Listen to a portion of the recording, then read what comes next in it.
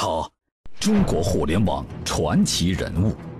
他用他的创业精神打造了一个真实而庞大的电商王国。他所创立的电子商务平台正在影响着上亿人的生活。49岁，他辞任 CEO， 用实际行动践行着《道德经》中的至理名言：功成名遂身退，天之道。他就是阿里巴巴集团董事局主席马云。他用成功告诉所有人，如果我可以成功，那么80%的创业者都可以成功。敬请期待马云说创业，看创业教父马云如何为创业者们拨开云雾，指点迷津。Welcome, Jack Ma. Thank you. Thank you. Thank you. We've all become very cognizant of Jack and his story. And when Alibaba went public with the largest IPO in history, we knew a lot more about him. So I want to talk about his personal story. I want to talk about how many times he tried and failed and what kept him going. I want to talk about where he is today and how he got here, and where he is going and how he expects to get there. And if he gets there, what will it all mean for him and for the people that he wants to inspire? So I begin with this question, though, Jack. Why are you back at Davos? It's a long break for 7 years. I think my last trip here was year 2008. But I was coming for year 2001 for the Young Global Leader for Tomorrow. And remember, I never heard about the Davos when I came. But when I came, in the Switzerland, so many young people demonstrate. It was such a horrible thing that and I asked them, why did you do it? They say, anti-globalization. And I say, why? Globalization is a great thing. Why people don't like it? And then we come all the way for 2 hours here. There's a machine gun. There's a people checking. I say, oh God, is that a fallen or is that prison? We're gonna go. Is that? But when I joined the Fallen as the Young Global Leader, I was thrilled by so many ideas. For the first 3-4 years, I learned what does the globalization mean. What does the corporate citizenship mean? What about social responsibility mean? All these new ideas, and I see so many great leaders talking about leadership, and I benefit a lot.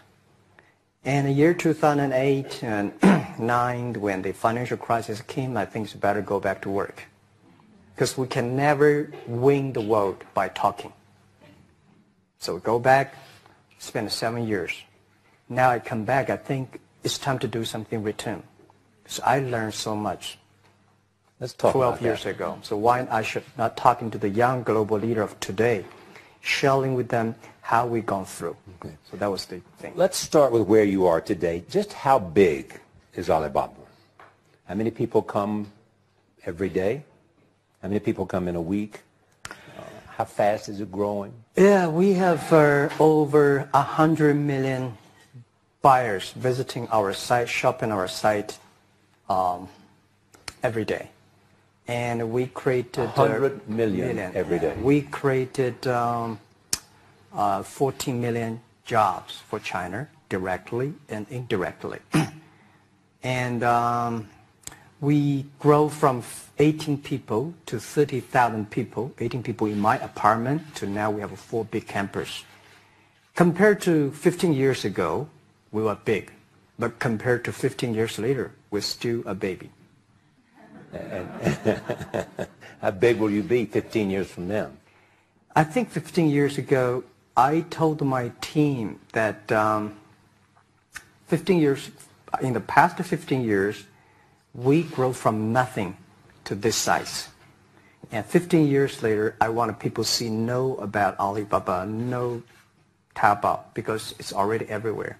I want 15 years ago when we talk about what is e-commerce, why small business can using this e-commerce, this internet, can do business across the nation. And I hope 15 years later, people forget about e-commerce because they think it's like electricity. Nobody thinks it's a high tech today. Now, this is something that I don't want 15 years later. We still walk on the street talking about why and how e-commerce can help people. Talk about the IPO. Did it exceed your expectations? Well, it's a pretty small IPO, 250. Yes. Yeah. The largest IPO in the history of Wall Street. $25 billion. How we can spend the money efficiently, because this is not the money. This is the trust from the world, the trust from those people. They want to do better jobs to help more people. They want to have a good return. So I think gives me more pressure because when our market cap is bigger than IBM, for a certain day we're bigger than Walmart. We're one of the top 10, 15 largest market cap company in the world. I told my team and myself, is that true? We're not that good. Because years ago, people say, Alibaba model is terrible. Does not make money, have this and that, all the big bad things, because Amazon is better, eBay is better, Google is better, and there's no such model like Alibaba in the USA. So I told myself and people, we were better than people thought. But today, when we are that big size, I said, no, we are not that good as people thought. We're just a company 15 years old. Average age is 27, 28 years old, young people. We're doing something that human beings have never tried. So I want to talk about the future. Let me take you back to when you were born in Hangzhou, where the headquarters still are. Yeah. And your campus is there. You don't have a loot. Don't move your loot. Your headquarters there. Yeah. You found it there. Loot there. You grew up in the 60s. 64. That was born in 64. That was the time of the Cultural Revolution. Yeah. It was the end of the Cultural Revolution. It was, well, my grandfather was a tiny landlord. Was considered, after liberation, was considered to be a bad guy. So I was, I know how tough it was when I was a kid. You tried to get into 3 colleges. Mm-hmm. Each time they rejected you. No, I tried. There's examination that young people, if you want to go to university, you have to take the examinations. So I failed 3 times. Right. But a lot of fail. I failed for funny things that I failed a key primary school test for 2 times. And I failed 3 times for the middle schools. And you will never believe in Hangzhou, my city, there's only 1 middle school. 亲爱的观众朋友，你们好，很高兴你能够看到这个视频。我是互联网在家创业先行者颜申老师，已带领过很多普通人实现月收入过万，其中包括有在校学生、90后、50多岁网盲大姐，还有宝妈以及残疾人，努力短短2到3个月就能实现月收入过万。当然，收入还有更高的，有手机就能做了，兼职、全职都可以。那听到这里，如果说你也有梦想，想改变，想和他们一样，努力2到3个月就能实现月收入过万的话，请拿出你手中的纸和笔，记下我的联系方式，以便能为你详细的讲解。我的 QQ 或微信466575251，了解不会损失什么，错过也许就是一辈子的过错。That last only 1 year. It was changed from primary school to middle school because our graduates of our school, no middle school accept us because we were too bad. Yeah. They would become a middle school. What effect did it have, though, being rejected? Well, I think we have to get used to it. We're not that good. Even today, we still have a lot of people reject us. I think when I graduate from universities, and before I, for 3 years I tried to fill in the universities. So I applied jobs for 30 times, got rejected. I went for a police, they said, no, you're not good.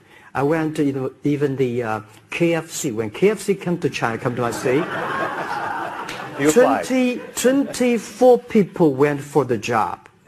23 people accepted. I was the only one guy. And we went for police. 5 people, 4 of them accepted. I was the only guy that I received it. So to me, being turned down, rejected. Oh, by the way, I told you that I applied for Harvard for 10 times, rejected. I know I'll be rejected. Sorry now. Yeah, sorry now. 10 times you wrote them and said, I'd like to come to Harvard. Yeah. And then I told myself someday I should go teach there, baby. I think that can be arranged. Richard Nixon came to Hangzhou. Yeah. And after that, tourists flooded the place. Yeah. And that's how you learned English. Yeah. I really like I don't know why, at 12, 13 years old, that time I suddenly fell in love into the language, the English. And there's no place you can learn English at that time. There's no books, English books. So I went to the Hangzhou Hotel, now called Hangzhou Shangri-La Hotel, because that was the hotel can receive the foreign visitors. So every morning for 9 years, I showed them around as a free guide, and they taught me English. And I think that changed me. Today, I'm 100% made in China. I've never got a one-day train outside China. Yeah. And when people talk to me, say, Jack, how can you speak English like that? Why sometimes you talk like an Western guys? I think that was the 9 years.